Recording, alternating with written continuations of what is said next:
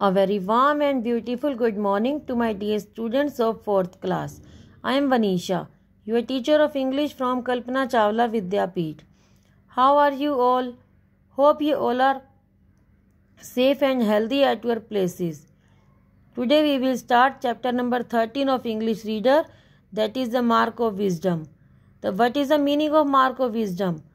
The meaning of Mark of Wisdom is बुद्धिमानी का निशान. मीन्स मार्क का मीन्स होता है निशान, चिन्ह. विजडम होता है इंटेलिजेंस या बुद्धिमान कौन कितना है उसका निशान. तो बेटा एक छोटी सी स्टोरी है ये, जो कि अफ्रीकन फोक टेल से ली गई है. फोक टेल क्या होती हैं बेटे? जो कि लोगों के द्वारा कही हुई स्टोरीज होती हैं, जो कि एक जनरेशन से दूसरी जनरेशन में लोग सुनाते रहते हैं और लोगों को याद रहती हैं. वो अपने बच्चों को आगे सुनाते रहती हैं और वो कहानियाँ बच्चों को आगे पता चलती जाती हैं कि ये कहानी होती थी. ये रिटन में नहीं होती हैं, ये सिर्फ लोगों के द्वारा कही जाती हैं और आगे के लोगों के द्वारा सुनी जाती हैं और उनके बच्चों को आगे बताई जाती हैं. इस तरह से जनरेशन टू जनरेशन ये चलती रहती है. तो इस स्टोरी में क्या है बेटा, ध्यान से सुनेंगे, बड़ी इंटरेस्टिंग सी स्टोरी है. Which one of these is considered a wise animal. ये दो एनिमल्स आपको दे रखे हैं बेटा, एक डोंकी है एक कैमल है. इन दोनों में से वाइज एनिमल कौन सा है बेटा? बुद्धिमान एनिमल किसको बोला जाता है? Discuss wise. थोड़ा सोचना और नेक्स्ट टाइम मैं आपसे पूछूंगी. ओके बेटा? Okay, let us start. A long time ago a rabbit lived in the forest of Africa. कि बहुत समय की बात है, एक रैबिट रहता था अफ्रीका के फॉरेस्ट में, मतलब अफ्रीका के जंगलों में. दो he was very wise he wanted to become wiser. वो बहुत बुद्धिमान था, लेकिन फिर भी वो और भी ज़्यादा बुद्धिमान बनना चाहता था, इंटेलिजेंट बनना चाहता था. He went to a witch who use to practice dark magic in the forest. वो एक विच के पास जाता है. विच कौन होती है बेटा? ये देखो आपको क्या नज़र आ रहा है यहाँ पे, चुड़ैल होती है, डायन होती है, जैसे आके आप कार्टून्स में भी देखते हो ना, छोटा भीम के कार्टून में भी आती है और भी कई कार्टून्स में दिखाई देती हैं. तो वो विच होती है जो कि डार्क मैजिक, काले जादू के लिए फॉरेस्ट में प्रैक्टिस करती रहती थी. When she so the rabbit staring at her she got distracted. जब वो देखती है कि रैबिट उसको घूर रहा है, स्टेयरिंग का मतलब होता है घूरना, घूर रहा है, तो वो उसका ध्यान नहीं लग पाता, क्योंकि ब्लैक मैजिक करने के लिए, डार्क मैजिक करने के लिए उनको ध्यान लगाना पड़ता है, तो उसका ध्यान नहीं लग पाता. तो वो she asked the rabbit what he wanted. वो रैबिट से पूछती है कि तुम्हें क्या चाहिए. द रैबिट सेड, रैबिट कहता है I want to be wiser, कि मैं बहुत ज़्यादा बुद्धिमान बनना चाहता हूँ. The witch thought for a while and then said. Witch जो होती है वो थोड़ा सोचती है थोड़ी देर, फिर कहती है only if you can bring me a Python. This was not a difficult task for the wise rabbit. वो कहती है कि मैं तभी तुम्हें वाइजर बनाऊंगी जब तुम मुझे एक पाइथन ला के दोगे. पाइथन एक स्नेक का नेम है, देखो जैसे स्नेक लटका हुआ है.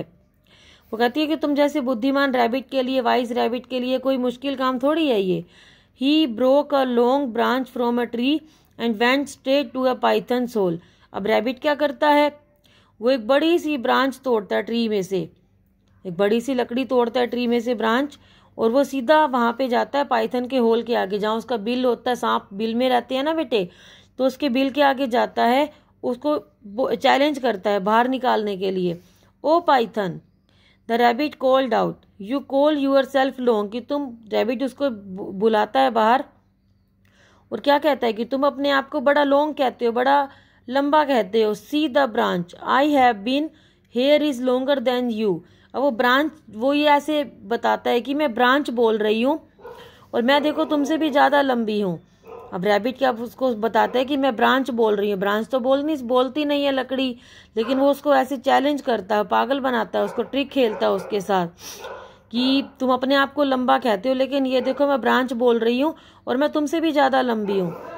Curious the python rushed out to see the branch. अब क्यूरियस होता है उत्सुकता में कि मेरे से लंबा कौन आ गया, पाइथन ये सोचता है. The python rushed out to see the branch. की पाइथन सिर्फ बाहर निकल आता है अपने बिल में से ब्रांच को देखने के लिए. As the python stretched along the length of the branch.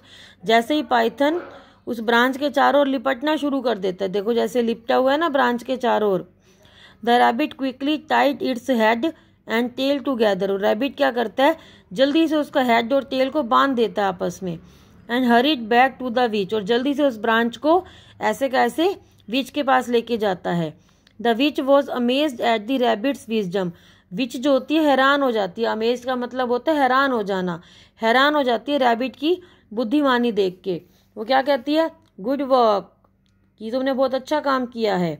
She said, वो क्या कहती है, here is another task for you, this time I need you to bring a swarm of bees. वो कहती है कि अब तुम्हारे लिए दूसरा टास्क है। वो सोच में पड़ जाता है, करना तो पड़ेगा, मेरे को बुद्धिमान बनना है तो और भी ज़्यादा।